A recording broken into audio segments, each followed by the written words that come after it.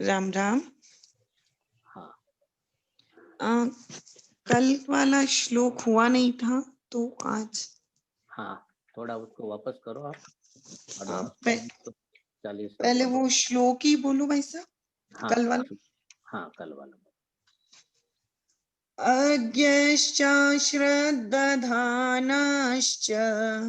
संशयात्मा विनश्यति नायं लोकोऽस्ति न परो न सुखं संशयात्मनः।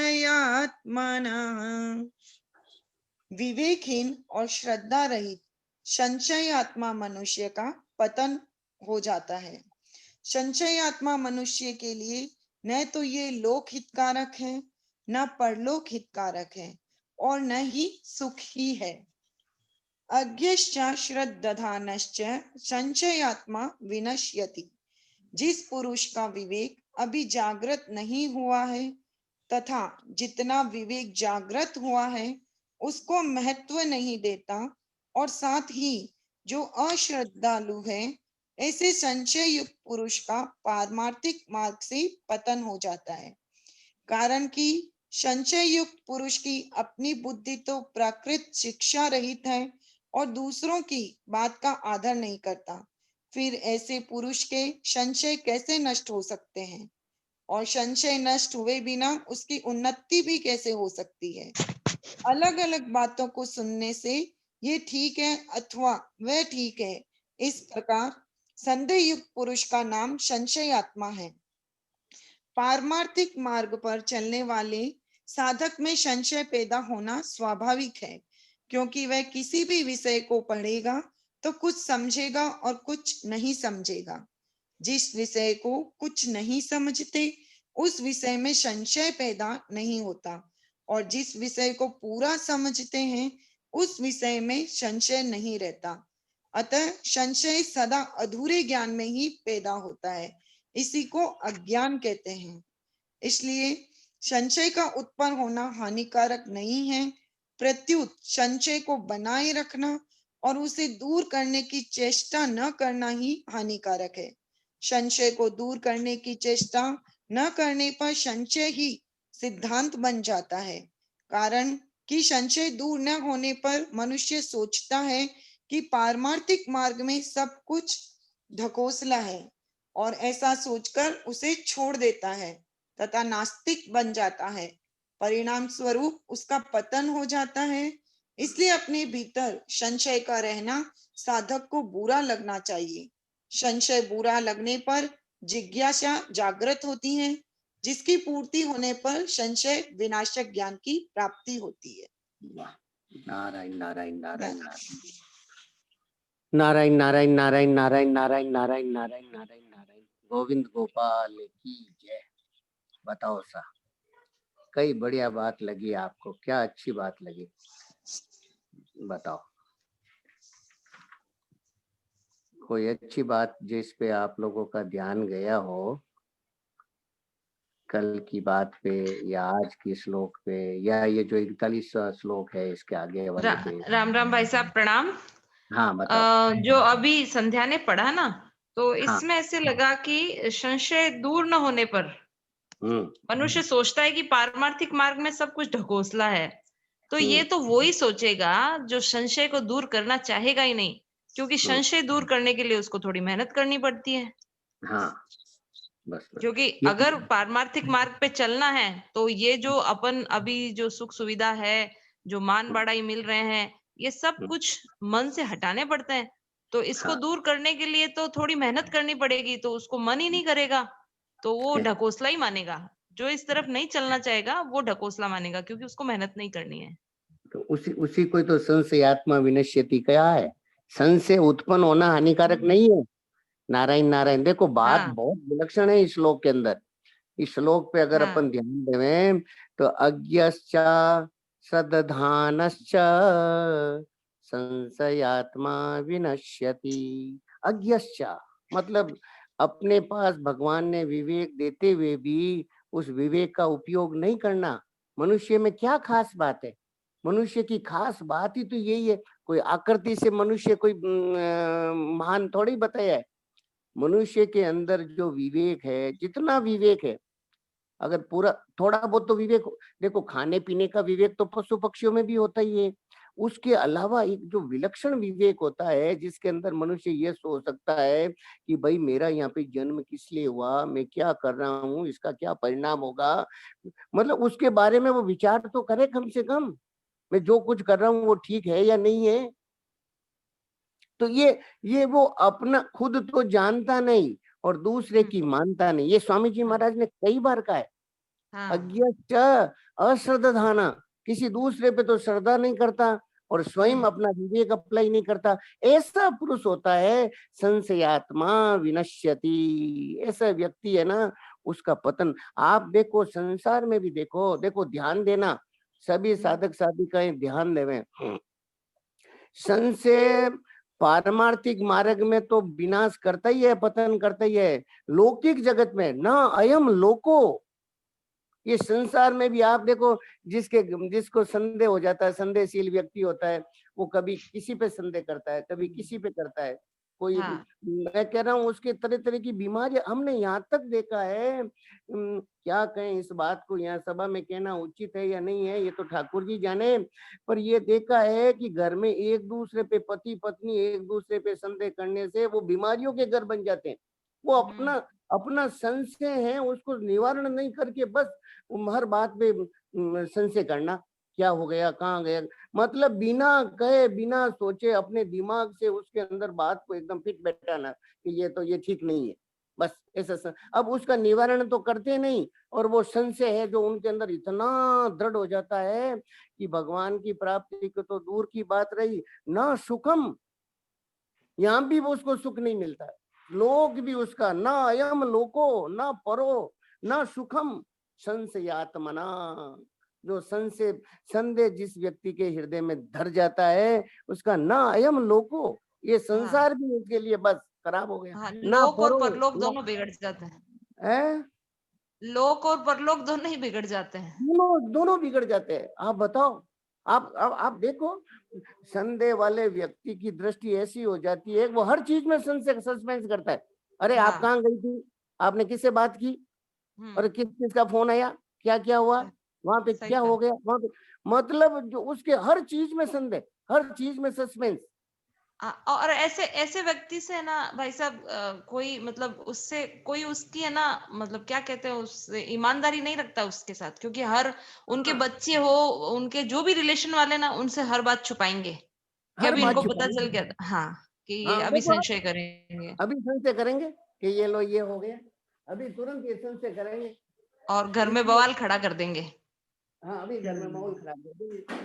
हाँ तो ये आप देखो, व्यक्ति को मैं कह रहा हूँ, देखो संशय होता है उत्पन्न, देखो मनुष्य का स्वभाव है उसको। अर्जुन के मन में भी संदेह उत्पन्न हुआ।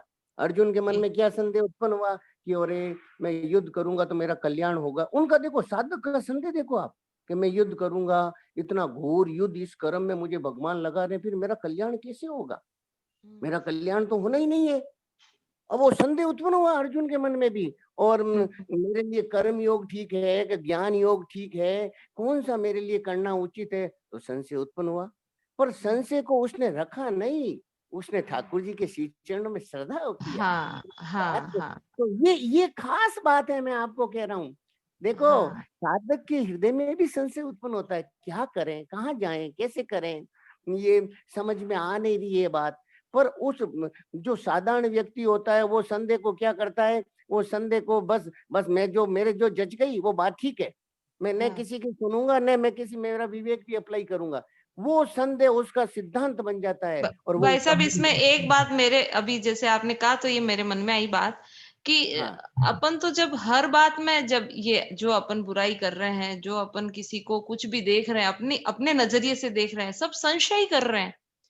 सामने वाले की सिचुएशन, उसका स्वभाव और कुछ भी नहीं देख के अपन उनपे कोई भी बात कह रहे हैं, तो संशय ही है ना, ये भी एक संशय है। है ना, तो ये ठीक नहीं है ना। तब बिल्कुल। देखो ये आप देखो, अभी एक बात पहले प्रश्न आया था ना नीलू ने पूछा, किसने पूछा मुझे ध्यान नहीं, कि हम जैसे हम कोई चीज हमने इधर उधर रख दी, लेकिन हम करते हैं ये हमारे जो काम वाली आ गई है, इसने हाँ ले लिया हाँ होगा या इसने ले लिया होगा, अंदर कई तरह के हमारे भाव उत्पन्न हो जाते हैं। तो उसका उत्तर भी महाराज जी ने दिया था कि ऐसा नहीं करना चाहिए। आप हाँ आप अपनी चीज को पहले तो सावधानी पूर्वक रखो, और फिर भी हाँ अंदर से संदेह उत्पन्न मत करो, उनसे बात कर लो, पूछ लो कि भाई क्या हाँ चीज आपने देखी क्या।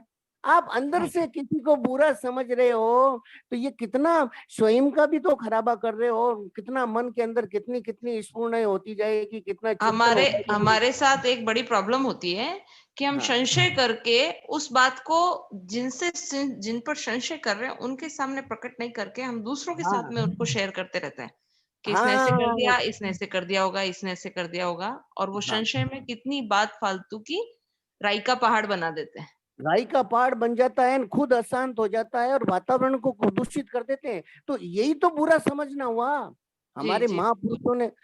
महापुरुषों ने कितनी विलक्षण बात कही है कि आप बिना फालतू किसी के, अब उसने ऐसा काम किया ही नहीं, अगर किया है हम्म, तो आप उसके सामने बात करो, उसको हाँ कहो भैया आपने आपने ऐसा काम क्यों किया, क्या कारण था, इसके पीछे क्या परिस्थिति थी, किस हाँ कारण से आपने ऐसा ऐसा काम कर दिया और किया कि हाँ नहीं किया, मैंने ऐसा हाँ सुनने में आया है मेरे को। आप जी उनसे डायरेक्ट बात नहीं करके सुनी सुनाई बात को, अरे वो तो इतना खराब, वो तो इतना खराब, वो तो बहुत हाँ उसने, अरे भैया आपने देखा क्या उसको, हाँ आपको मालूम है क्या उसके बारे में, जी जी कितना कितना कितना मैं कह रहा हूँ, बुराई सुनने मात्र से, आपको क्या बात बताऊं, इतनी विलक्षण बात है कि जैसे दो जने आपस में बात कर रहे हैं, अब हाँ आपस में बात कर रहे हैं, वो जो दूसरे से बात कर रहा है वो उस आदमी को जानता तक नहीं, और वो उसके हाँ सामने उसकी बुराई कर रहे हैं, वो आदमी ऐसा फलाना ऐसा, उसने हाँ ऐसा कर दिया ऐसा, अब वो उसको जानते तक नहीं, पर वो बुराई सुनने मात्र से कितना खराबा हो गया कि ज्यों ही वो आदमी उनके सामने आया और उनके हम्म, पिक्चर आ गई कि नहीं ये तो खराब आदमी, हाँ बुराई सुनने से, बुराई सुनने मात्र से आपने कितना खराबा कर दिया कि एक आदमी को पूरा, अब वो उसको बार बार उसको वो कान भरते गए उसके, अब वो ज्यों ही वो आदमी सामने आया, उसे बिना उसके जाने, अरे ये तो हम्म उन्होंने कहा था इसलिए ये आदमी ठीक नहीं है। हम्म आप बताओ औ कितना। और इसमें ना हम रस तो उस वक़्त लेते हैं कि किसी की बुराई हाँ सुनने में, लेकिन इसका हाँ, रिज़ल्ट हमें नहीं पता ना, इसलिए हम रस ले रहे हैं। क्योंकि बस हमें ले रहे ये हैं। नहीं पता कि ये जो सुनना है, ये जो बोलना है, ये हम लोगों के लिए कितना खराब है, हमारे कितने कर्म बंधन बंध रहे हैं और इसके लिए हमारे जन्म-मरण और बढ़ जाएगा। ये अरे रिज़ल्ट नहीं जन्म पता है, मरण, अभी इसमें अरे जन्म मरण इसी में क्या सुख बढ़ मिल रहा है जाएंगे। हमको। अब मुझे तो ऐसा लगता है कि ये लोग इतना खराब हो जाएगा, परलोक तो सोचो, परलोक तो जाएगा जो जाएगा, हाँ, इस संसार में भी कितनी तकलीफें आ जाएगी उनको, कोई हाँ। कल्पना नहीं कर सकते ये। जी, और जी। केवल मैं कह रहा हूँ केवल एक भाव बना ले, कल भी ये बात चर्चा हुई, और ये तो हमारे महाराज जी की खास बात है, संतों की महापुरुषों की, जी। कि केवल एक भाव बना ले में कि हमें किसी को बुरा नहीं समझना है। आपके अंदर हृदय हुँ, में किसी हुँ, के प्रति संदेह उत्पन्न हो गया, मेरे को परिवार में भी हो गया, देरानी जेठानी पति हुँ। पत्नी बेटा हो जाता है, बिल्कुल मन में आ जाती है, नहीं नहीं देखो ये ठीक नहीं है, आप उनके सामने बैठ के बात करो ना, आप हाँ। बात करो, प्रेम से बात करो कि भाई हमारे अंदर मेरे मन में ये आई है कि आप स्वभाव वैसा बन गया है। प पर है ना भाई साहब, इसमें कितनी बार ऐसा देखा जाता है और बातें भी किसी-किसी बहन से बात होती है तो ऐसा लगता है कि जब कितनी बार सामने वाला ये सुनने को तैयार नहीं होता है तो वो और भी मतलब बात बिगड़ सकती है यहाँ पे। तो उस वक़्त देखो क्या करना चाहिए?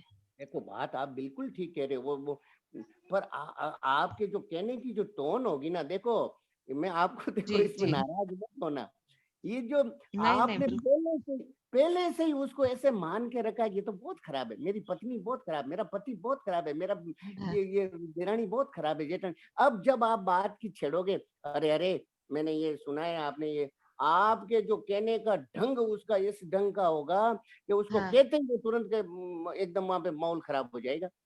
हाँ। बिल्कुल, मैं मतलब आपसे आपके कह रहा हूँ, भाव जैसे होंगे वैसा उस पे प्रतिक्रिया होगी। तुरंत, हुँ। और आप पहले से देखो, मैं एक बात देखो, देखो सत्संग अपने को जीवन में उतारनी है, केवल बातें नहीं करनी है। मैं बात जी, मैं जी। मेरा भी कहता हूँ, आपका भी कहता हूँ, अपन सबको ये जो अमूल्य चीज मिली है ना, ये लोगों को सुनने को नहीं मिलती है, जी बिल्कुल। ये आपको क्या कहूँ, ये जो करोड़ों लाखों लोगों को सुनने को नहीं मिलती ऐसी बातें, और जो जीवन को इतना परम पवित्र, इतना आनंदमय बना सकती है। एक छोटा सा फॉर्मूला, एक छोटा सा सूत्र हमारे जीवन में आ जाए तो इतना आप एक बात ध्यान रखो। देखो, हमारे मन में संशय उत्पन्न हुआ, हमारे मन में ये भाव आया कि ये ठीक नहीं है, ये हम्म इसका इसका स्वभाव अच्छा नहीं है, ये जो हम्म काम कर रहे हैं तो अच्छा नहीं कर रहे। पहले आप उसको लेकर के उसकी बुरी छवि हृदय में बिल्कुल मत बनाओ। जी जी। मैं आपको ये मैं आपको ये प्रैक्टिकल आप करके तो देखो इस बात को। मैं मेरे जीवन में मैंने इसको उतार करके देखा है, इसलिए आपको कह रहा हूँ। आप चाहे मन माने तो भी जबरदस्ती पहले कि नहीं नहीं होगा, इनके स्वभाव के कारण से इन्होंने ऐसा काम किया होगा, लेकिन ये वास्तव में खराब नहीं है, वास्तव में ये खराब नहीं है, वास्तव हम्म में ये खराब नहीं है। आप हम्म ये बात एकदम हृदय में एकदम करके, और फिर आपके जो बात निकलेगी, आप जो एक प्रेम पूर्वक बात करोगे उनसे, और फिर आप हम्म देखो उसका सोल्यूशन निकलेगा। वो बताएंगे आपको कि मैं देखो इस कारण से ये चीज कर रहा हूँ। स्टार्टिंग में मैंने तो घर में भी देखा है, सब जगह देखा है, वो अंदर ऐसा भरा हुआ रहता है कि अरे नहीं इन्होंने तो ऐसा काम किया, अरे ये इतने खराब, और अंदर से इतनी जलन और इतनी, और फिर वो मुंह भी उतार लिया एकदम मौल बताओ, और फिर उनको जो बात कहोगे कहते ही वो तो वहां पे तो वातावरण दूषित होना ही है, वो कैसे सुनेंगे अपनी बात। हाँ हमने नींव में ही गड़बड़ कर दी ना। हाँ, नी, आप प्रैक्टिकल देखो, ये तो अपन लोग तो देखो, अपन जिस वातावरण में रहते हैं अपने सामने ये समस्या आती है, ये तो जनरल समस्या है। और इन समस्याओं से पार होना ही तो एक आनंद की चीज है, और क्या बात है। आप सत्संग करके क्या कर लोगे?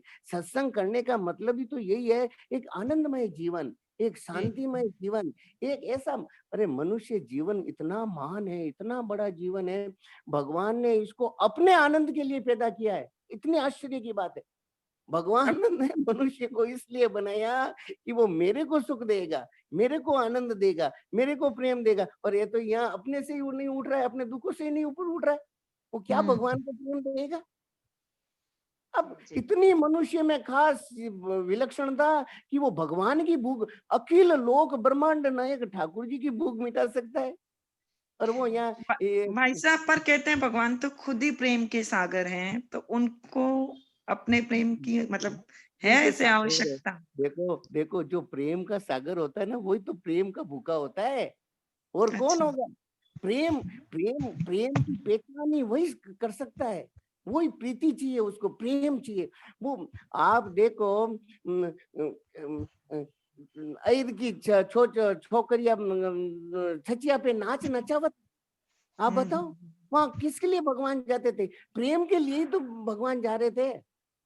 कितना भगवान वहां पे लीलाएं कर रहे हैं, बताओ। अब कितने छोटी छोटी बातों पे ठाकुर जी उनको कितना प्रेम, अद्भुत प्रेम दे रहे कितने भाई आप साहब लोग आगे का पैराग्राफ भी बहुत अच्छा लग रहा, मतलब अगर इस पे भी बताओ, अगर अपन पढ़ो साधक पढ़ो। का लक्षण है खोज करना। हाँ यदि वह मन और इंद्रियों से देखी बात कोई सत्य मान लेता है तो वहीं रुक जाता है, आगे नहीं हाँ बढ़ पाता। हाँ साधक को निरंतर आगे ही बढ़ते रहना चाहिए। जैसे हाँ रास्ते पर चलते समय मनुष्य ये न देखे कि कितने मील आगे आ गए, प्रत्युत हाँ ये देखे कि कितने मील अभी बाकी पड़े हैं, तब वह हाँ ठीक अपने लक्ष्य तक पहुंच जाए। हाँ ऐसे ही साधक ये न देखें कि कितना जान लिया, अर्थात अपने जाने हुए पर संतोष न करें, प्रत्युत हाँ जिस विषय को अच्छी तरह से नहीं जानता उसे हाँ जानने की चेष्टा करता रहे। हाँ इसलिए संशय के रहते हुए कभी संतोष नहीं होना चाहिए, प्रत्युत हाँ जिज्ञासा अग्नि की तरह ढक ढक रहनी चाहिए। हाँ ऐसा होने पर साधक का संशय संत महात्माओं से अथवा ग्रंथों से किसी न किसी प्रकार से दूर हो ही जाता है। हाँ। संशय दूर करने वाला कोई न मिले तो भगत कृपा से उसका संशय दूर हो जाता है। कितनी भगवत विलक्षण, कृपा से उसका कितनी संशय दूर होता है। ये कितनी कितना अच्छा कितनी, पैराग्राफ है, देखो जबरदस्त है। आप कितनी विलक्षण बात कही है, बताओ आप साधक के लक्षण बताएं, बताओ आप। जी जी बिल्कुल। उसको निरंतर आगे बढ़ने के लिए संशय उत्पन्न होते अपनी ही कितनी हाँ इतनी अर्जुन के मन में तीव्रता आ गई थी कि मैं क्या करूं, कार्पण्य दोषो पहत स्वभाव है, है, प्रच्छामि त्वाम धर्म समूढ़ चेता यस्यैय शानिशितम ब्रूहि तन्मे शिष्यस्ते हम साधिमाम त्वाम प्रपन्नम। जगह जगह पे भगवान को पूछ रहा है, मेरे कल्याण का मार्ग बताओ, मेरे क्या करूं, मेरे लिए क्या उचित है, क्या उचित नहीं है। इतना व्याकुलता हो गई तो देखो ठाकुर जी ने भगवत गीता प्रकट कर दी। बताओ आप, अपन अपन लोगों के लिए कितना अमृतमय गीता तो ये अपने लिए ऐसी बात आई मन में हाँ कि अपन भी ना यहाँ पे संतोष नहीं करें कि भाई 1 घंटा अपने सत्संग सुन लिया, हाँ अपने पे थोड़ा सा क्रोध कम हो गया, अब हाँ थोड़ा सा ये भी ठीक लगता है, थोड़ा सा किसी को बुरा मानना भी कम हो गया। तो हाँ अभी इतने में संतोष करके नहीं कि हाँ हम तो सत्संग सुनते हैं, हम तो महाराज जी के सत्संगी हैं, हम्म, संतोष करके नहीं बैठना है, और आगे महाराज बिल्कुल जी कितनी बिल्कुल नहीं मार्मिक बातें करना बताते है। हैं, कैसे इनको जाने, कैसे इनको और मतलब वो ऐसे अंदर एक तड़फ होनी चाहिए हम हाँ सबको। ये पैराग्राफ पढ़ के ऐसे बिल्कुल, लगता है। साधक को तो एकदम हर समय ऐसी, देखो हमारे को तो आपको क्या कहें, एक संतों ने मेरे को बताया कि राम अवतार जी, जब तक ठाकुर जी साक्षात प्रकट नहीं हो जावे आपके सामने और आपको हृदय से नहीं लगा ले में, तब तक तो क्या हुआ, कुछ नहीं हुआ अभी तक। और वो लगा ले उसके बाद तो फिर एक अनंत प्रेम अलग से उमड़ेगा। देखो आप, कितनी महापुरुषों की बात है, कितनी ऊंची, और अपन थोड़ी सी हो गई, अरे वाह अब तो अपने तो थोड़ा काम कम हो गया, थोड़ा क्रोध कम हो गया, थोड़ा सा अब तो अपने एकदम शांति है, एकदम ठीक नहीं। ये बहुत, ये कहा ना इसके अंदर, ये नहीं देखें कि अपन कहाँ तक पहुंच गए, अभी हाँ अपने को देखना अभी कितना बाकी है। देखो हाँ कितना महाराज जी ने उदाहरण दिया है, कहीं जा रहे हैं, ये नहीं देखेंगे अभी कितना किलोमीटर हमने सफर तय कर लिया है, ये देखना है कि कितना किलोमीटर बाकी है, वासुदेव सर्वम हुआ कि नहीं हुआ, सब कुछ भगवान दिख रहे हैं कि नहीं दिख रहे हैं, कहीं कहीं पे राग द्वेष तो नहीं है। हल्का सा साधक को एकदम विचार करना चाहिए, अरे एकदम भगवान ही भगवान, ऊपर नीचे बैरन और दुकाना। जहाँ पे भी अपने को कहीं ऐसे दुर्गुण दुराचार और कहीं पे भी कोई दिखे तो अपनी वो हाँ, तड़फ होनी चाहिए, कैसे दूर हो, कैसे इनको कैसे करूं, ये कैसे तड़प, उपकार करूं, कैसे ये क्या करूं कि ये दूर हो जाए। बिल्कुल, ये जो तड़प है ना, ये तड़प ही तो सब कुछ है। ये जी तड़प, ये देखो भगवान की, देखो संसार के जितने काम है ना, वो तो आपको पहले एक विचार करना पड़ेगा, इच्छा करनी पड़ेगी, फिर उसके लिए उद्योग करना पड़ेगा, और फिर कहीं जाकर के आपके प्रारब्ध होगा, लिखा हुआ होगा तो मिलेगी। पर हमारे ठाकुर जी के लिए ये सब चीजें नहीं है। ठाकुर हम्म जी के लिए तो केवल इच्छा, केवल इच्छा, केवल एक हम्म व्याकुलता, तुम हम्म बिना रहियो न जाय, तुम बिना रहियो न हम्म, जाय। एक चतुर्भुज जी दास जी हुए थे संत, कुंभन दास जी के बेटे थे, जो अष्ट सखाओं में थे ना, उनका हम्म एक पद है। हमारे वो अनूप जी गाते थे उस समय, बड़ा सुंदर पद, गोवर्धनवासी तुम बिन रयो न जा, ब्रजराज लड़ते तुम बिन रयो न जा। इतना सुंदर पद, इतना वो इतना वीर्य हुआ उनको, इतना वीर्य हुआ, और अंत में वो खुद चतुर्भुज दास जी फरमा रहे हैं कि इतनी विनती में करी, भयो हृदय ये उजाड़, सदा सर्वदा चरण में राखो चतुर भुजदार। अब हम्म तो जी आकुलात है, दर्शन दे प्रभु मोय, खींचो डोरी प्रेम की, तब ही मिले वो होय। खींचो हम्म, डोरी प्रेम की, तब ही मिले वो होय। इतना सुंदर, इतनी व्याकुलता, कितना चतुर्भुज दास जी के साथ ठाकुर जी खेलते, फिर भी इतने हम्म, व्याकुल, और हमारे हमने तो कितना कितना सा हुआ है, उसके अंदर हाँ हम अपने आप को अभिमान करके बैठ जाते हैं, अरे हमारे तो बहुत हो गया हमारे। अरे ठीक है, मैं कह रहा हूँ आप उसको पॉजिटिव ले, अच्छी बात है, लेकिन उसमें संतोष नहीं करना है, उस चीज को लेकर के ये हाँ नहीं हमारे को। मैं कह रहा हूँ ये भी बहुत अच्छी बात है, ये भी भगवत कृपा से ये काम हो रहा है, उसको भी विचार करना चाहिए, देखो इतना हुआ है, नहीं, तो इतना अच्छी हुआ है बात है तो वो लेकिन यहाँ है। रुकना नहीं है। अच्छी तो बात है लेकिन यहाँ रुकना नहीं है। हाँ रुकना नहीं है। हाँ अरे बड़े बड़े संतों को देखो, बड़े बड़े भक्तों को देखो, साक्षात ठाकुर जी खेलते, पर फिर भी वो वहां पे रुके नहीं है, बढ़ते ही गए, बढ़ते ही गए, बढ़ते ही गए। उनको थोड़ी थोड़ी देर से, अरे आप कहाँ अरे अभी आप कुंभन दास जी महाराज को देखो, जो ठाकुर जी उनके साथ खेलते, ठाकुर जी उनके सामने लीला करते, और वो पद पद लिखते, वो पद लिखते। तो इतना घर में गरीबी, इतनी घर में गरीबी कि भोजन के लिए भी व्यवस्था अच्छे ढंग से नहीं हो पाती। तो गोसाई जी ने कहा कि तेरे 5 6 बच्चे थे, कितने 6 बेटे होंगे, उस उनके एक बेटे चतुर्भुज दास जी थे, उसमें साक्षात ठाकुर जी उनके घर पे अवतार लिया। स्वयं श्रीनाथ जी महाराज चतुर्भुज दास जी के रूप में पधारे, उनका एक अंश चतुर्भुज दास जी के रूप में पधारा। तो वो कुंभन दास जी महाराज को वहां पे गोसाई जी ने कहा कि अब तुम्हारे लिए कुछ व्यवस्था करवा दें घर में अन्न पानी की, भोजन की, तो तुम गुजरात चलो, वहां पे तुम्हारे को कुछ काम धंधा करवाए। तो थोड़ा सा निकले श्रीनाथ जी से, थोड़ा सा आगे तक गए, और जाते ही कह रहे हैं, कहते दिन बीत गए बिनु देखे, कहते दिन बीत गए बिनु देखे। अरे अभी सुबह तो मंगला में आपने श्रीनाथ जी के साथ काम किया, और कह रहे हैं कितने दिन बीत गए। श्याम सुंदर संग मिल खेलन की, श्याम सुंदर संग मिल खेलन की, आवत ही अफेके, आवत ही। हृदय में एकदम पीड़ा हो रही है मेरे को आपके साथ, मुझे ये कुछ नहीं करना, मुझे आपके साथ खेलना है। क्या अभी सुबह निकले और कह रहे कितने दिन बीत गए, बताओ। हमारे तो हमारे तो 40-40 साल बीत गए हैं। राम राम। हमारे तो 40-40 साल बीत गए हैं भाई साहब।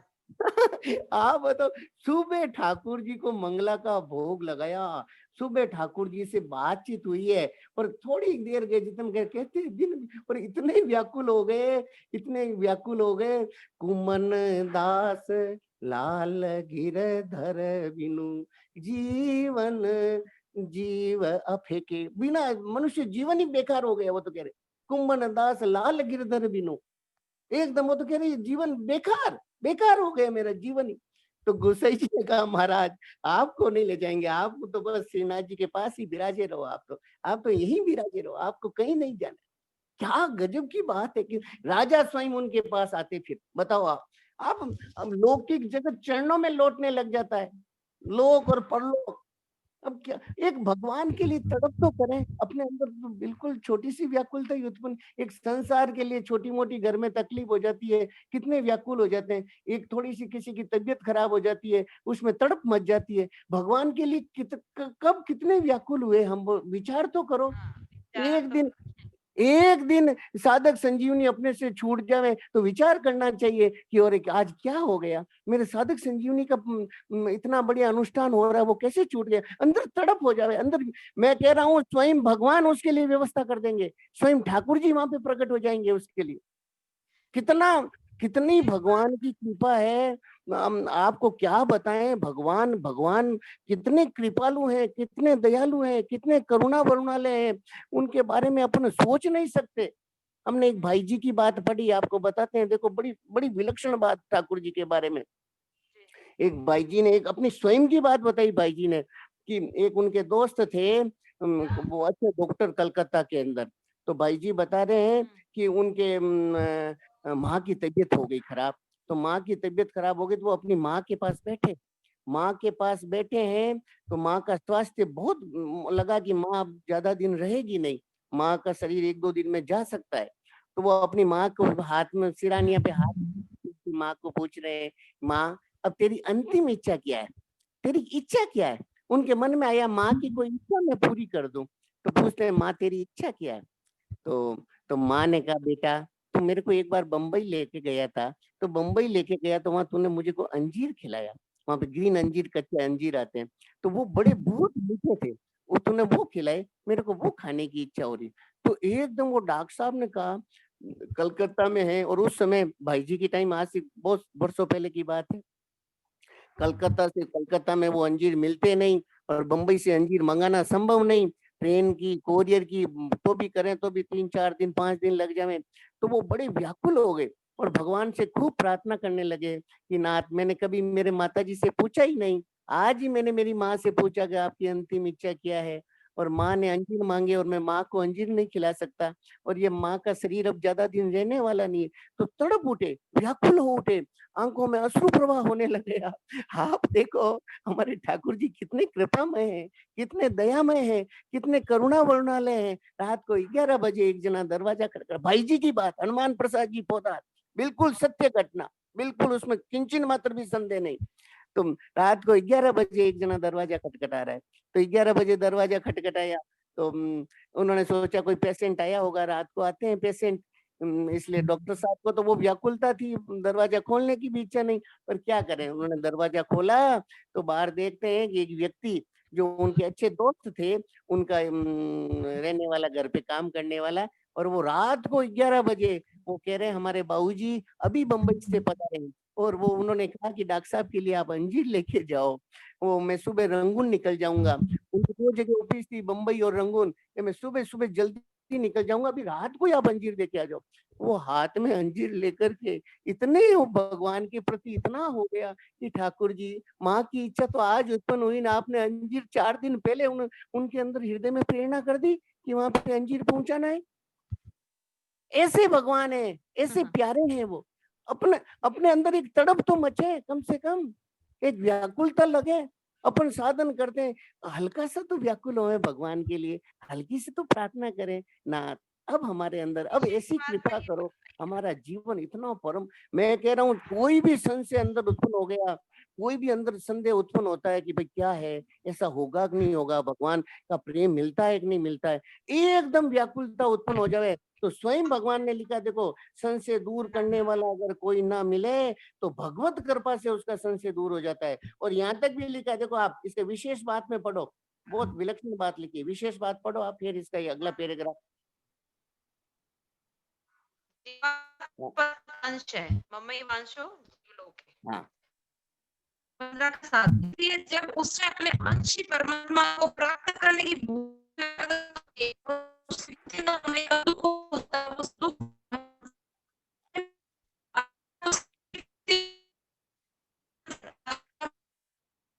आवाज आवाज नहीं आ रही है, राम राम। सही होता है। आवाज आवाज आवाज थोड़ी दो। राम राम, मैं पढ़ूं? आवाज संध्या। हाँ, मैं पढ़ती हूँ। जीवात्मा परमात्मा का अंश है, ममई वांशो जीवलोकी। इसलिए जब उसमें अपने अंशी परमात्मा को प्राप्त करने की भूख जागृत होती है और उसकी पूर्ति न होने का दुख होता है, तब उस दुख को भगवान सह नहीं सकते, अतः इसकी पूर्ति भगवान स्वतः करते हैं। ऐसे ही जब साधक को अपने भीतर स्थित संशय के व्याकुलता या दुख होता है, तब वह दुख भगवान को असह्य होता है, असहाय होता है। संशय दूर करने के लिए भगवान से प्रार्थना नहीं करनी पड़ती, प्रत्युत जिस संशय को लेकर साधक को दुख हो रहा है, उस संशय को दूर करके भगवान स्वतः उसका वह दुख मिटा देते हैं। संशय आत्मा पुरुष की एक पुकार होती है जो स्वतः भगवान तक पहुंच जाती है। देखो आप कितनी उसके हृदय से एक पुकार निकलती है कि ठाकुर जी ये कैसे दूर होगा, ये संदेह मैं कैसे करूं, क्या करूं, कहाँ जाऊं, किसके पास जाऊं। स्वामी जी महाराज कहते थे ना, साधक के मन में एक तड़प उठ जाती है, और मैं क्या करूं, किससे पूछूं, कोई मेरे को बताने वाला मिल जाए, कोई मेरा ये मेरा संशय दूर कर दे। ऐसी तड़प उठती है ना, तो ठाकुर जी या तो स्वयं किसी संत महापुरुष को उसके घर भेज देते हैं, या स्वयं ठाकुर जी को हमने देखा है वो कोई रूप धारण के उसको बात बता देते हैं, स्वप्न में बता देते हैं। कई जगह हमने देखा, जैसे एक वो भाई ने अभी थोड़े दिन पहले बताया ना, भाई जी स्वप्न में प्रकट हुए और उनको बताया कि वहां पे रावल गांव में ऐसी बात है। ऐसे न ऐसे भाई जी, रुक्मिणी बाई की 95 के अंदर शरीर बाराणु तराणु हुआ, वो खुद बता रही है रुक्मिणी बाई कि रात को भाई जी स्वयं प्रकट हुए उनके, और प्रकट क्या हुए वो भाई जी को जानती भी नहीं थी। तो वहां पे वो जब उसके पतिदेव शांत हो गए, तो किसी ने, उसकी सहेली ने कहा कि कोई अच्छे महात्मा आए हुए हैं, वो आज तुम्हारे को दीक्षा देंगे, ब्राह्मण का शरीर था, तो दीक्षा देने के लिए वहां पे जाने को तैयार हुई और जाने का सुबह था, उसको वहां से दीक्षा लेनी है। हाथ को भाई जी उसको एक ऐसे महापुरुष दिखे तो उन्होंने कहा कि तेरे को मैं दीक्षा देता हूँ। तो वही रात को इस सपने में ही कृष्ण नाम की दीक्षा दे दी, बताओ। और जब वो गीता भवन गई रुक्मणी बाई, तो नरबदी बाई ने उसको जाकर के ज्यों ही कहा कि तेरे को अच्छे संत से मिलाती हूँ। और ज्यों ही भाई जी के दर्शन किए, दर्शन करते कहा ये तो वही महापुरुष है जिन्होंने मेरे को स्वप्न में आकर के मेरे को कृष्ण नाम का मंत्र दे दिया, ये भाव करके। तो ऐसी बातें हमारे ठाकुर जी, एक अंदर व्याकुलता हो जाओ तो महापुरुष अभी भी सेठ जी, स्वामी जी, भाई जी, ये महापुरुष अभी भी साक्षात एकदम प्रकट होकर के साधक को पथ प्रदर्शन करने के लिए तैयार बैठे हैं वो। तो ऐसी तो ये बात है, हमारी कमी है, हमारी कमी है। हमारी कमी। हाँ, क्योंकि हम इधर की सुख सुविधा छोड़ नहीं रहे हैं, तो उधर की तरफ जगेगी कैसे? देखो मैं तो एक बात कहता हूँ, उधर की तरफ जगा दो। अगर सुख सुविधा नहीं छूटे कोई, वो सारी छूट जाएगी। केवल एक काम करो, एक काम बस, एक ही जची है, एक काम कर लो। हम उनके बिना रह नहीं सकते। मन में है नाथ, एक ये जो पुकार में प्रार्थना में इतनी ताकत है कि ये विवेक भी जागृत कर देगी और ये संशय भी मिटा देगी और श्रद्धा भी कर देगी महापुरुषों के पास, ठाकुर जी के पास, संतों के पास।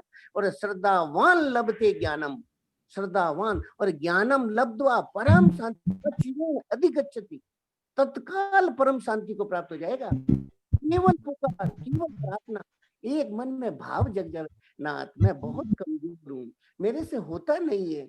मैं तो यहाँ इस चक्कर में हुई हूँ, कभी कोई चीज मेरे सामने सुख आता है, कोई मेरे सामने प्रतिकूलता आती है, मैं उसमें बह जाती हूँ।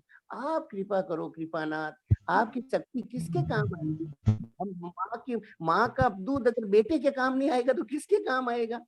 आप सर्वशक्तिमान हो तो आप अपनी शक्ति अपने पास रखोगे क्या? हम बच्चों के काम नहीं आएगी? आप अंतर्यामी हो, सर्वशक्तिमान हो, सब कुछ कर सकते हो, सर्वसमर्थ हो आप, तो हम दुख पा रहे हैं?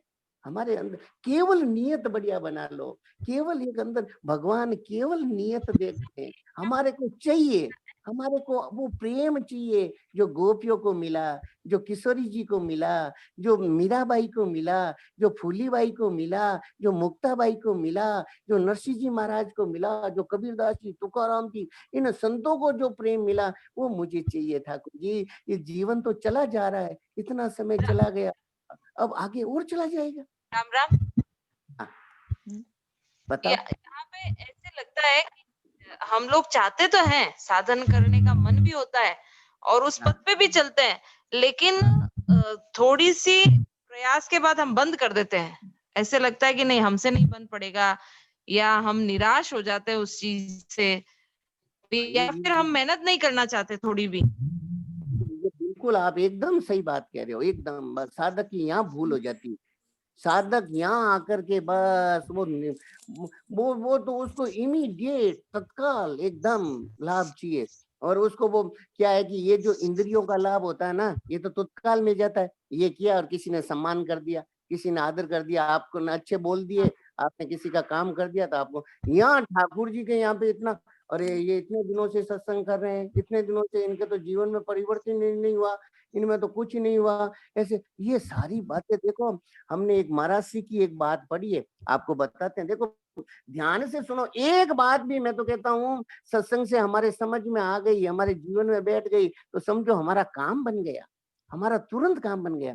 हमने एक बात सुनी, महाराज की पुस्तक में पढ़ी, मुझे याद नहीं आ रहा है, कि जैसे वो था ना वासुदेव सर्वम, कि सब कुछ भगवान ही है, भगवान ही है।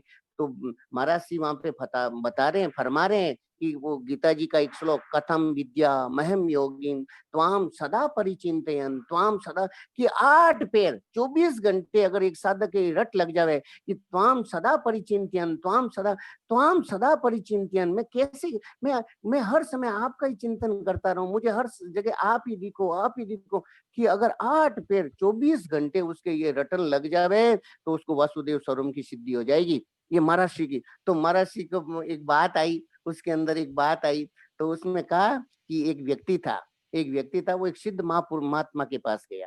तो सिद्ध महात्मा, वो उसके घर में गरीबी बहुत थी, पैसा घर में कुछ नहीं। तो उसके मन में थी मैं सिद्ध महात्मा के पास जाता हूँ, मेरे घर में कुछ धन संपत्ति हो जाए, खाने पीने को तो सामान हो जाए। तो उसने जाकर के बोला, महाराज जी मेरे घर में कुछ नहीं है, मेरे कम से कम भोजन पानी की व्यवस्था तो कम हो जाए, आप इतने सिद्ध महापुरुष हो, कुछ घर में कुछ तो मेरे व्यवस्था हो जाए। तो वो बड़े दयालु थे, बड़े कृपालु थे, और वो रेगुलर वहां पे जाता होगा, सेवा करता होगा या जो भी है। तो उन्होंने संतों ने उसको कहा कि तेरे घर में बड़ी से बड़ी चीज क्या है? कि मेरे बड़ी से बड़ी चीज एक शिला है, एक पत्थर है जिस पे बैठ के मैं स्नान करता हूँ। तो क्या बस ठीक है। तो उसको जाकर के तू कहना पारस हो जा, पारस हो जा, पारस हो नहीं, सोने की बन जा, सोने की बन जा, सोने की बन जा, सोने की बन जा, 24 घंटे कहना। उसको जब वो तेरे पूरी सोने की हो जाएगी फिर तो तेरे कोई दिक्कत नहीं कि महाराज जी पूरी क्या, मेरे तो एक छोटा सा टुकड़ा भी हो जाएगा तो भी मेरा जीवन। तो तू उसके ऊपर बैठ जाना और उसको बार बार 24 घंटे बिल्कुल उसमें बिल्कुल ढील मत करना। उसने सोने की हो जा, सोने की हो जा, सोने की हो जा, सोने की हो जा। अब 23 घंटा हो गया, वो तो छोटा सा भी टुकड़ा उसका सोने का नहीं बना। तो उसने कहा क्या महाराज जी ने, अभी तुम इतनी बड़ी है, अभी तो कुछ नहीं हुई है। तो 23 घंटा 59 मिनट हो गई, और कहा कि उसने और 1 मिनट दी है, अब क्या ये सोने की बनेगी? तो क्या कि सोने की नहीं तो लोह की तो बन गया। तो वो फट लोह की बन गई। आप देखो तो सही, उस लास्ट मिनट में उसने कहा अरे चल सोने की नहीं बने तो लोह की तो बन जा। तो वो लोह की बन गई। आप देखो हमें निराश, वो कौन सा क्षण होगा, कौन से क्षण में हमारे ठाकुर जी काम कर देंगे, हमें हमें ध्यान ही नहीं, हम निराश हो जाते हैं। निराश, इस मार्ग में निराशा की यहाँ जगह पे ही नहीं एक बात और लगती है, है।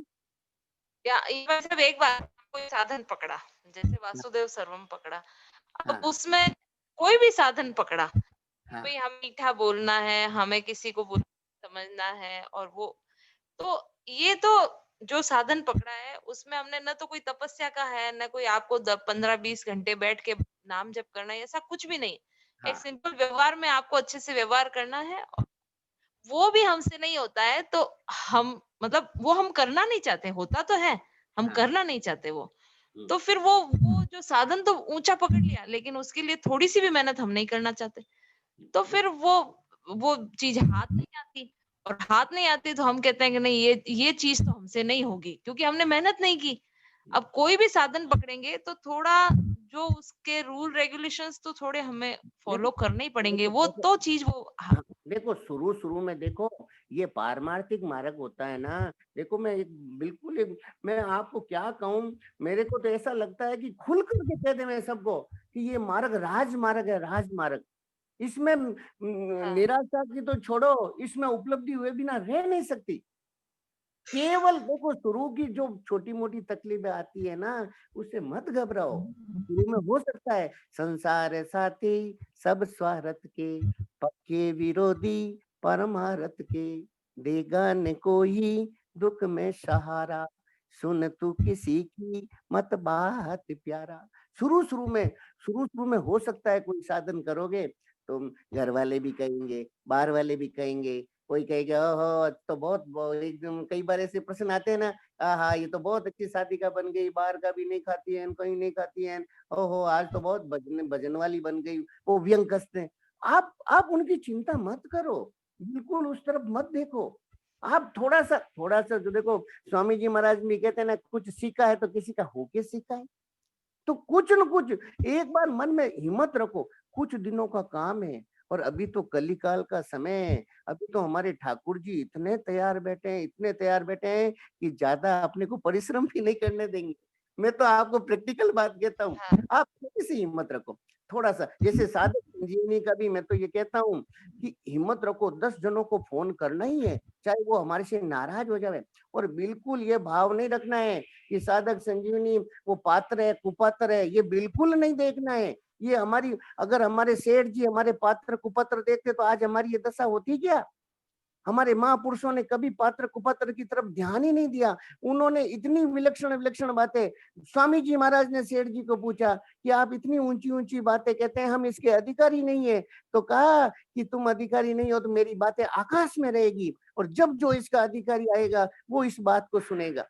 कितनी विलक्षण बातें हैं, बताओ कितनी ऊंची ऊंची बातें। ऐसे महापुरुषों हमारे जिनके प्रति हमारी श्रद्धा है, इसलिए कभी भी ये भाव ही मत लाओ कि वो कुपात्र है इसलिए हम उसको साधक संजीवनी नहीं देंगे। नहीं, अपने रिश्तेदारों में, अपने घरों में, जहां जहां लगता है उनको साधक संजीवनी पहुंचाओ, घर घर में पहुंचाओ और उनसे प्रार्थना करो कि देखिए आप 4-3 बजे पधारो, आप एक बार पधारो, एक बार आओ तो सही। मैं कह रहा हूँ एक बार भी कोई साधिका आ गई, साधक आ गया, उसके जीवन को, उसके घर को आपने परम पवित्र कर दिया। आपने कितनी दूसरी द्रव्य से सेवा कर दी, उससे कई गुना ये बड़ी सेवा हो जाएगी। और साधक संजीवनी स्वयं उसके घर में रहने मात्र से उसके घर के अंदर उन लोगों में प्रकाश कर देगी, ये अभी अपने को मालूम नहीं पड़ेगा। इसलिए इस बात पे बड़ा विचार रखो कि छोटा सा घर में भी फंक्शन है, जैसे कि कल किसी ने भाई ने कहा मेरे घर में पोता हुआ है। अरे पोता हुआ है तो आप पोता हुआ है तो आप साधक संजीवनी दो। भगवान को गीता जी प्रिय थी। आप 10, 20, 25 घरों में अगर आप कैपेबल हो तो साधक संजीवनी पहुंचाओ, उन घरों में पहुंचो और फिर उनसे प्रार्थना करो कि आप 3 से 4 पधारो। मैं कह रहा हूँ 1 बार नहीं आएंगे, 2 बार नहीं आएंगे, 5 बार नहीं आएंगे, कभी कभी तो आएंगे। और जब भी आएंगे फिर वो छूटेंगे ही नहीं, आपसे ज्यादा तेज निकल जाएंगे। मेरी तो देखो भैया ये इच्छा है, मैं चाहता हूँ कि अभी हाँ बताओ क्या कह रहे हो। लास्ट पैराग्राफ भी बहुत अच्छा है, तो ये भी सुनो। संशयात्मा मनुष्य व्यवहार बिगड़ जाता है, कारण कि वो प्रत्येक विषय में संशय करता है, जैसे ये आदमी ठीक है या बेठीक है, ये भोजन ठीक है या बेठीक है, इसमें मेरा हित है या अहित है आदि। उस संशयात्मा मनुष्य को परलोक में भी कल्याण की प्राप्ति नहीं होती, क्योंकि कल्याण में निश्चयात्मिका बुद्धि की आवश्यकता होती है, और संशयात्मा मनुष्य दुविधा में रहने के कारण कोई एक निश्चय नहीं कर सकता, जैसे तप करूं या स्वाध्याय करूं, संसार का काम करूं या परमात्मा प्राप्ति करूं।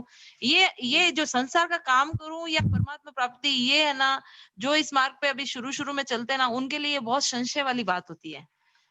भीतर संशय भरे रहने के कारण मन में भी सुख शांति नहीं रहती, इसलिए विवेकवती बुद्धि और श्रद्धा के द्वारा संशय को अवश्य मिटा देना चाहिए। 2 अलग अलग बातों को पढ़ने सुनने से संशय पैदा होता है, क्योंकि घर में काम करते हैं और इधर ये सुनते हैं, तो ये सुनने से संशय पैदा होता है। वह संशय या तो विवेक द्वारा दूर हो सकता है, या शास्त्र तथा संत महापुरुषों की बातों को श्रद्धा पूर्वक मानने से। इसलिए संशय युक्त पुरुष में यदि अज्ञता है तो वह विवेक विचार को बढ़ाए, और यदि अशुद्धता है तो श्रद्धा को बढ़ाए, क्योंकि इन दोनों में से किसी एक को विशेषता से अपनाए बिना संशय दूर नहीं होता।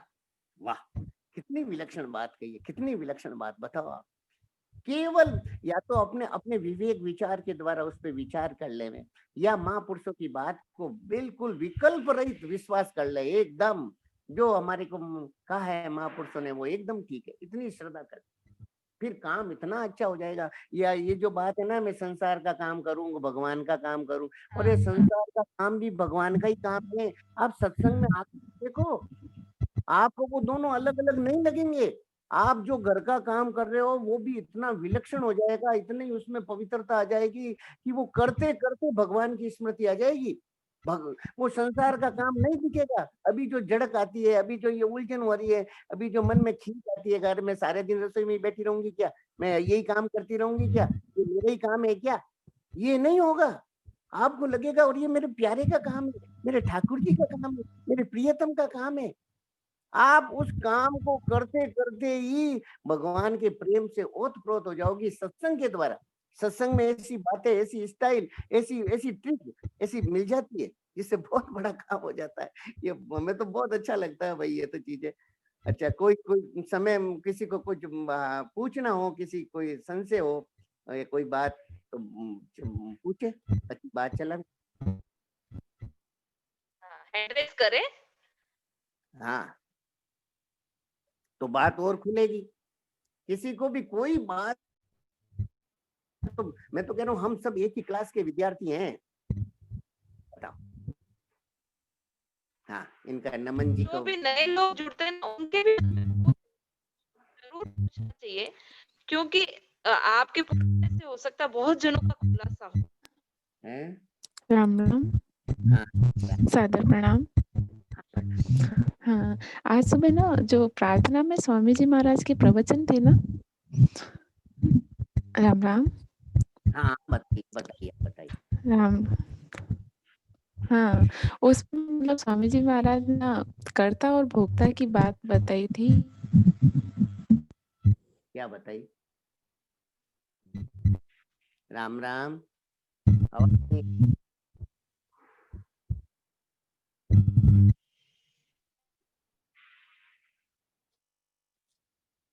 राम राम।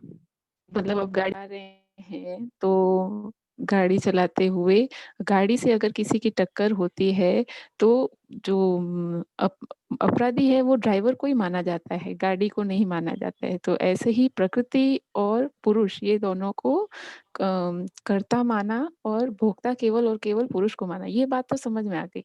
फिर आगे स्वामी जी महाराज ने और इसको एक्सप्लेन करके जब बताया तो उसमें बताया कि जो गुणा गुणा गुणेषु वर्तन्त, मतलब ये बताया ना कि स्वयं जब दृष्टा हो जाता है तो उसके बाद में मतलब यही देखता है कि गुण ही गुणों में वर्तन करते हैं। ये बात मतलब समझ में नहीं आई, मतलब जब ये वाली बात थोड़ी सी आप एक्सप्लेन करें तो। तो उसके अंदर आप सात्विक संजीवनी में पढ़ो, गुणा गुणेषु वर्तन्ते का कोई श्लोक होगा, मुझे याद नहीं आ रहा वो श्लोक संख्या। वो श्लोक पे आप सात्विक संजीवनी में देखो, उसमें बड़ा स्पष्ट ढंग से बताया है, कारणम गुण संगोष्य। ये जो ये सदियों जन्म होता है ना, ये इसके पीछे केवल गुणों का संग ही है। ये 3 तरह के गुण है ना, सात्विक, राजस और तामस, इन तीनों गुणों का होने से ही उसका वापस जन्म होता है। और एक्चुअल में क्या होता है कि हम तो दृष्टा है, स्वयं तो इनके साथ इनका संग रहता नहीं है। गुणा गुणेषु वर्तन, वास्तव में देखो तो वो वही अपने आप में वर्त हो रहा है। जड़ मेरे को है ना टेबल पे से दवाइयां ला के देना है। राम राम, क्या हुआ कोई? तो ये सब्जेक्ट बहुत गहरा सब्जेक्ट है और इसके लिए थोड़ा अच्छा समय चाहिए। कभी अपना ये श्लोक आएगा ना तो अपन इस पे चर्चा, वैसे अभी ये पीछे वाले श्लोक में अपन ने इस पे अच्छी चर्चा की थी। ये पूरा ये जो आया तत्व ज्ञान वाला श्लोक, उसके अंदर एक जो पुस्तक है जीवन मुक्ति के रहस्य, ये आप पुस्तक परचेज करना, जीवन मुक्ति के रहस्य। ये एक पुस्तक है, स्वामी महाराज ने लिखी है और इसमें इतना विलक्षण बातें लिखी है, इतनी विलक्षण बातें लिखी है। वो साक्षात एक बार 3 बजे स्वामी जी महाराज ने अच्छे अच्छे साधकों को, अपने परिकरों को बुला करके रात को 3 बजे और कहा कि ये मैं बात बताता हूँ आपको, और तत्काल अभी अभी अभी इसी क्षण ये काम होगा, इसी क्षण, इसको आगे नहीं टालना। आप ये जीवन मुक्ति के रहस्य नाम की एक पुस्तक है, इसको आप अच्छे ढंग से पढ़िए, इसको पढ़िए, फिर अपन इस पर विचार करेंगे। आपको पढ़ते ही जीवन आपको मुक्ति के रहस्य चली जाएगी वहां पे दृष्टि आप, ठीक है ना? जीवन मुक्ति के रहस्य यही पुस्तक है ना? हाँ, जीवन मुक्ति के रहस्य स्वामी जी महाराज की है, बहुत विलक्षण। उसमें आपकी सारी शंकाओं का समाधान, इतना महाराज जी ने इतनी विचित्र बात बताई है, मैं तो इसको बार बार पढ़ने की। राम राम। हाँ, और कोई बात?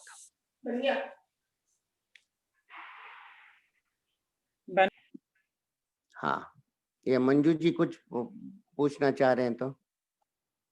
राम राम, इनको अनम्यूट करो। हाँ हाँ, राम राम भाई साहब।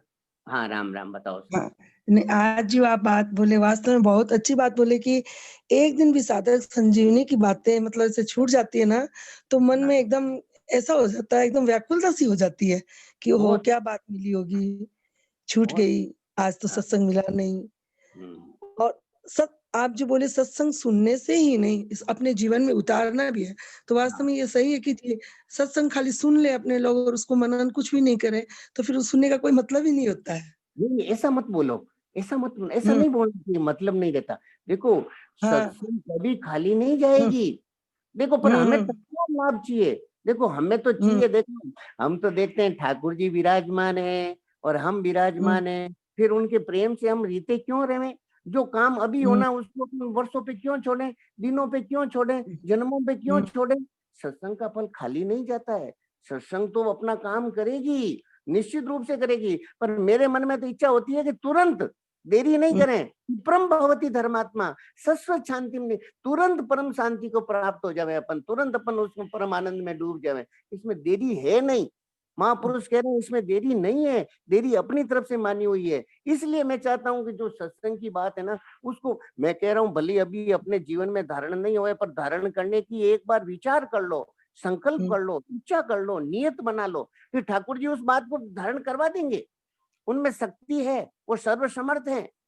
अपने नियत तो बना लो, एक बार मेरे को विचार कर लो, हमारे को 3 बजे साधक संजीवनी में जाना है, फिर ठाकुर जी उसकी व्यवस्था कर देंगे, आपको अपने आप कर देंगे वो। आप जचाओ तो सही कम से कम। ये बात है। हाँ भाई साहब, हाँ हाँ, ये बात तो है एकदम। हाँ, नारायण नारायण।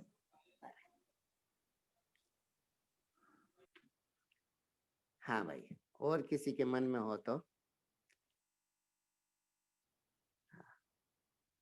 हाँ, आप बताओ।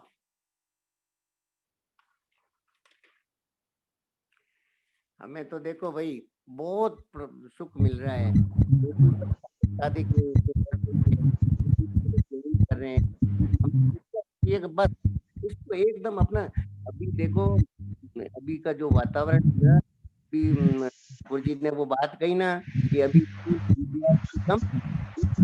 की इज्जत रखना पड़ेगा उसके प्रिंसिपल को। इसीलिए अभी हमारे ठाकुर जी, हम चाहे जैसे हो, अभी हमारे अंदर ज्यादा भली योग्यता भी नहीं है, ज्यादा कुछ नहीं है, तो भी अभी हमारे को ठाकुर जी का हम जैसे हैं आपके, खराब हैं तो भी आपके, बढ़िया हैं तो भी आपके, अयोग्य हैं तो भी आपके, हम आपके हैं। अब आपको अगर हमारी खराबी नहीं सुहाती है, बढ़िया बना दो हमारे को। आपको हमारे को ये लगता है कि हमारे अंदर ये विकार है, तो आप इनको दूर कर दो। हम तो तैयार बैठे हैं भगवान के सामने, एकदम खुले तैयार हो जाओ कि ठाकुर जी हम तैयार बैठे हैं, आप जो आपको करना है वो कर दो, जो करना है बस एकदम ऐसे ऐसे प्रार्थना करो भगवान को अपने समझ के, भगवान। और संजीवनी तो भगवान गीता जी ऐसा है, इसका प्रचार करने मात्र से, इसके भावों को एक दूसरे में कहने मात्र से हमारे ठाकुर जी महापुरुष अत्यंत प्रसन्न होते हैं, अत्यंत प्रसन्न होते हैं। इसलिए मेरी सबसे प्रार्थना है कि अभी ये मौका मिला हुआ है, अभी ये अवसर मिला हुआ है, इसलिए खूब इसकी आगे से आगे, आगे से आगे आप देखो, काम तो ठाकुर जी की कृपा से होगा, पर अपन निमित्त बन जाओ। 10, 20, 50 सबको सूचना करो कि देखो आप एक बार तो आओ, एक बार तो साधक संजीवनी में आके तो देखो आप। वो कल का ना, ऐसा मौका फिर नहीं आवे, कुण जाना कित जावाला, एड़ो मौको फिर नहीं आवे, कुण जाना कित जावाला, दुर्लभ है संतारी वाणी, दुर्लभ है संतारी वाणी, फिर कब में पावाला, चालो रे साथीड़ा आपा, सतसंगत में जावाला, महापुर सारी चुग चुग बाता, महापुर सारी चुग चुग बाता, हृदय माय बैठावाला, हृदय माय बैठावाला, अवगुण सारा तज कर मैं तो हरि चरणा चितलावाला, अवगुण सारा तज कर मैं तो हरि चरणा चितलावाला, चालो रे भाईड़ा आप। ऐसे गली गली में, शहर शहर में, गांव गांव में इतना मोबाइल का काम लेते हैं अपन, उपयोग में लेते हैं। मोबाइल का सदुपयोग कर लो ना, 5, 7, 10 जनों को मैसेज कर दो, फोन कर दो कि देखो भैया इतना अपने भगवान की कृपा से कोरोना ने कितनी कृपा कर दी कि घर बैठे साधक संजीवनी पहुंचा दी। और साधक संजीवनी मैं कह रहा हूँ 2, 4, 5 घर में मंगा के रखो, क्या फर्क पड़ता है, क्या फर्क पड़ जाएगा। 2, 3 साधक, जितनी योग्यता जितनी घर में 2, 3 रखो साधक संजीवनी। आप देखो तो सही, कभी किसी के आगे लो साहब ये ले जाओ आप। भाई नारायण नारायण, आप सुनाओ कोई बात। भाई जी राम राम। हाँ राम राम, राम राम, बताओ। भाई जी कल मेरी एक दोस्त से बात हुई, तो वो ऐसे बोलने लगी कि वो घर में अकेली बहू है, उसके सास ससुर हैं और उसकी नंदे कभी आती है, तो बोलने लगी कि कभी भी आती है, कोई काम में हाथ नहीं बटाती, मैं सारे दिन 15 दिन रहती है, सास भी कुछ नहीं करवाती, सारे दिन मुझे ही लगना पड़ता है। तो वो बड़ी इस टाइप से हो रही थी कि मेरे ऊपर इतना प्रेशर आ जाता है, मेरी तो कोई लाइफ ही नहीं रह जाती। तो उसे क्या सोच के करना चाहिए सब? हम तो देखो, बात तो उसकी सही है कि वो भी एक बच्ची है, प्रेशर तो ज्यादा आता ही है उसके वो ऊपर। बोली कि हम तो अपने मायके जाते हैं तो अपनी भाभी को इतना हेल्प करवाते हैं, मेरी मम्मी भी इतना हेल्प करवाती है, और हमारे यहाँ कोई भी आता है तो बस मुझे ही सारे दिन लगा रहना पड़ता है। देखो, तो मैं पूरे दिन इतनी थक जाती हूँ, मेरी तबीयत भी खराब हो जाती है, लेकिन कोई भी मुझे कुछ नहीं पूछता है कि लो हम भी थोड़ा काम करवा दें। अगर अपन ऊपर की दृष्टि से देखेंगे ना, बाहरी दृष्टि से तो वो ठीक कह रही है, बाहरी दृष्टि से तो सबको लगेगा ठीक कह रही है, लेकिन वास्तव में बात क्या है? वास्तव में देखो, थकान काम से नहीं आती है, थकान आती है चिंतन से, कि देखो ये काम नहीं करवा रहे, ये तो बैठी रहती है, मैं काम करती रहती हूँ, ये तो सारे देखो यहाँ पे करते हैं, ये तो केवल हुक्म चलाते रहते हैं, मेरे कोई पीछीना पड़ता है। ये जो चिंतन है ना, ये काम से थकान नहीं आएगी। काम तो देखो हमने देखा है, अभी पियर में कह देवे कि भैया की शादी है और दिन भर काम करना है, पूरे दिन लगी रहेगी और चेहरे पे वो की वो प्रसन्नता। देखो, नाराज मत हो आप, अगर काम काम को अपना समझ लोगे, ठाकुर जी का काम समझ लोगे, केवल सोच बदलने मात्र से, और आप जब तक ये चिढ़ते रहोगे, जब तक चीज करते रहोगे, तब तक वो ज्यादा परेशान करते हैं। हमने ये देखा है, एक एक जन को आप थोड़ा बहुत कहोगे न, वो ज्यादा ऐसे करेगा तो वो पतिदेव उनको बार बार उस बात को उसको टीच करेंगे, पत्नी उसको टीच करेगी, ननद करेगी। आप उस बात को इग्नोर कर दो, उस बात की तरफ ध्यान ही मत दो। और मैं तो कहता हूँ ये भगवान की अत्यंत कृपा समझनी चाहिए, इसको इसको ऐसे समझो कि भगवान ने मेरे पर बहुत कृपा कर दी है, मुझे इन सब की सेवा कर दी मैंने, तो मेरा बहुत बड़ा काम हो जाएगा। मुझे दूसरी, मैं तो कह रहा हूँ भजन करने की जरूरत नहीं, ये सेवा ही भजन हो जाएगी उसकी। ये सेवा के द्वारा ही भगवान का प्रेम मिल जाएगा। ये सेवा में केवल ये भाव रख दें कि मैं साक्षात, मेरे घर में ये सारे है ना, ये सब भगवत स्वरूप है, भगवान ने मुझे इनकी सेवा कर। एक दो दिन भी सोच बदल के तो देखें, ज्यादा दिन की नहीं, एक दो दिन भी अगर सोच बदल के देख लेंगे तो आप देखना बहुत जीवन में खुद में शांति हो जाएगी। घर का वातावरण बदले बिना रह नहीं सकता। हमने तो यहाँ तक सुना है कि देखो, आपको बात कहते हैं कि सेवा अगर कोई निष्काम से करें तो अगले के अंदर सेवा उत्पन्न हो जाती है, निष्काम भाव आता ही। कोई किसी को वस्तु देता है ना, निष्काम भाव रहे तो उसके अंदर भी ये भाव रहेगा कि मैं भी किसी की सेवा करूं। तो अगर आपने अपने पति देव की, सास ससुर की, ननद की इस भाव से सेवा की कि बदले में ये मुझको अच्छा ही नहीं कहे तो भी कोई बात नहीं, तो ये निष्कामता उनके हृदय में जाकर के ऐसा प्रभाव डालेगी कि वो सेवा करने के लिए तुरंत तैयार हो जाएगी। इतनी विलक्षण बात, इतनी ऊंची बात है, इतनी श्रेष्ठ बात है। ये हम सब के लिए है, केवल उस बाई के लिए भी नहीं है। उस बाई ने जो प्रदर्शन किया वो हम सब के लिए किया। ठीक है भाई, ठीक है। एक अभी किसी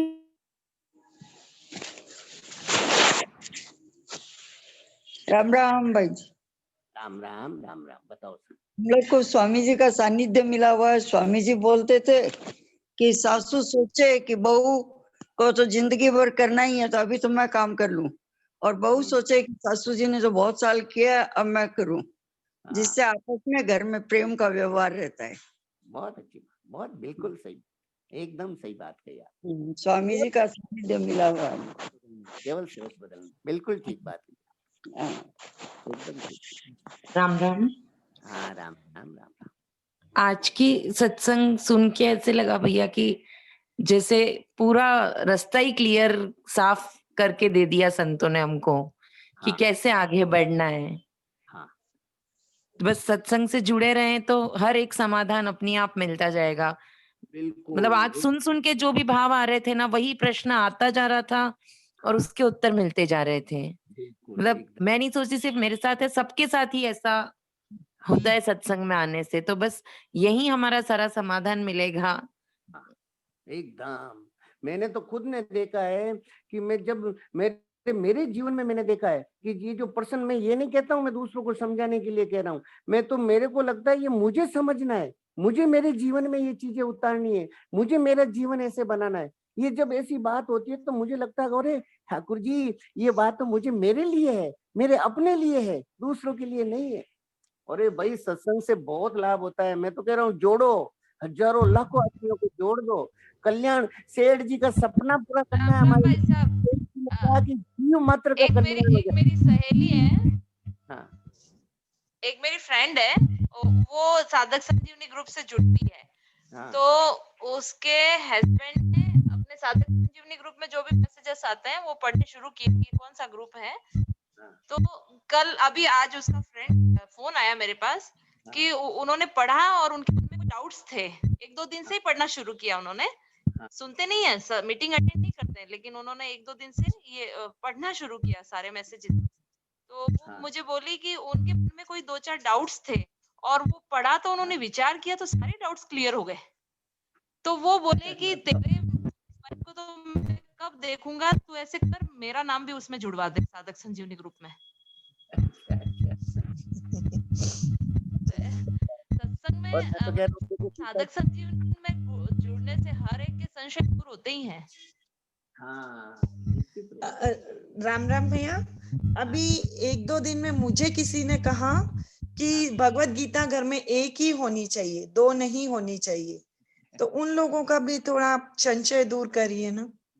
देखो भाई, ये अपनी बात देखो, सुनी सुनाई बातों पे विश्वास मत करो। गीता प्रेस में हजारों लाखों पुस्तकें हैं, फिर हाँ, बताओ। वो अभी इसी ग्रुप में है, उनको मैंने बताया, लेकिन हाँ, आप बताओ, गीता प्रेस है, कितना आप गीता भवन गए, देखो कितनी पुस्तकें, कितनी गीता। अरे गीता जी कोई पुस्तक थोड़ी है, ये साक्षात भगवान का ही स्वरूप है, साक्षात भगवान की वाणी है।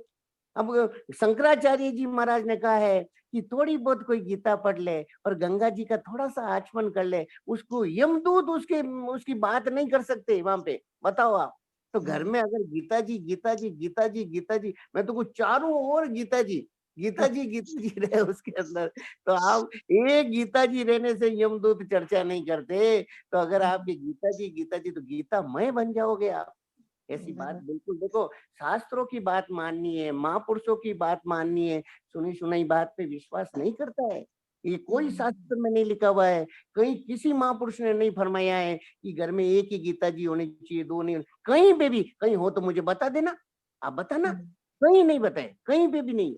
और ये बात है बिल्कुल कि अगर कोई जीव जा रहा है और उसने गीता गीता कह दिया तो उसको भगवत प्राप्ति, उसके सिराने गीता रख दी तो भगवत प्राप्ति, और वो थोड़ी बहुत भी गीता का अध्ययन करता है तो भगवत प्राप्ति, तो कल्याण। ये सब शास्त्रों में बात आई है। इतनी गीता जी की महिमा, हमने तो सोचा गंगा मैया से भी ज्यादा भगवत गीता की महिमा, गंगा मैया से भी ज्यादा। गंगा मैया तो एक स्वयं को तारती है और गीता जी पढ़ने वाला तरन तारण बन जाता है, वो दूसरे लोगों को तारने वाला बन जाता है, उसके संपर्क में आने वाले लोगों का कल्याण कर देता है। ऐसी भगवत गीता, और वो हमारे को ठाकुर जी की कृपा से मिल गई। मैं तो खूब इसमें आनंद लो, नाओ और खूब इसका प्रचार करो। एक गीता नहीं, हजारों गीता हमारे पास हो, चारों ओर गीता ही गीता रहे, और हम गीता बांटते रहे, गीता का भाव लोग बांटते रहे, ऐसा हम सब लोगों का ऐसा जीवन बन जाए। ऐसी बात भाई। मेरे को तो ऐसा लगता है भाई साहब, साधक संजीवनी हर एक की पर्सनल होनी चाहिए। अगर हाँ, बच्चे छोटे भी हो ना, बर्थडे या कोई भी ओकेजनली एक गिफ्ट देना चाहिए कि ये तेरी पर्सनल साधक संजीवनी है, तो जब भी छोटे हैं तो उनको देके रखनी चाहिए, तो उनको लगता है कि हाँ ये हमारी है। मैंने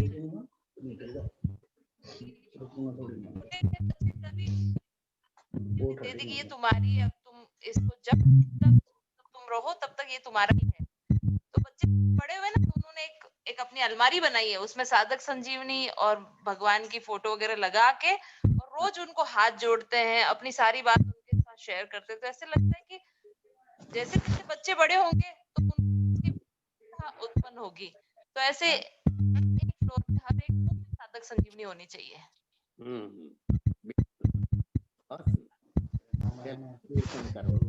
नारायण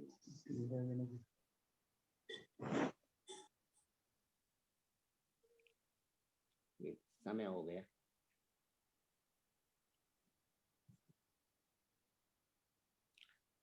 हाँ, कीर्तन करवा में राम राम।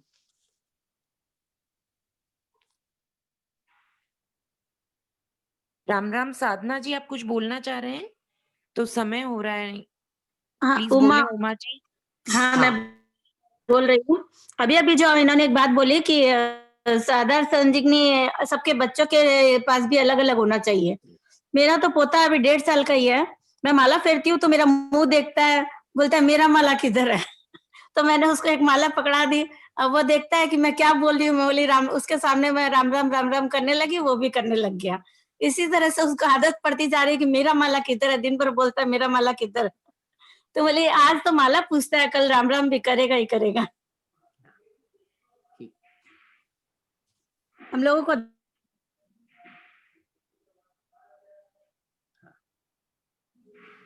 राम राम। सुनाओ भाई, कीर्तन सुनाओ। नारायण नारायण। शिखा जी आप ले लें कीर्तन।